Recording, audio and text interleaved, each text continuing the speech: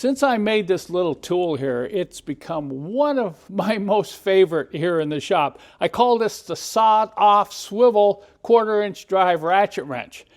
Not only is it short so you can get into tight places, but you can quickly convert it to a nut driver like that. So when I'm working in a tight space like this on this thermostat housing, watch.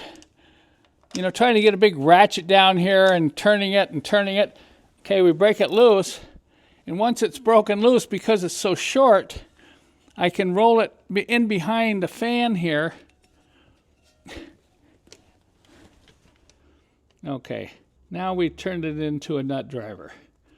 So we can just spin it out rather than sitting there ratcheting and ratcheting and ratcheting. I'm so excited about this new tool, I'm going to go ahead and make them and offer them on my website.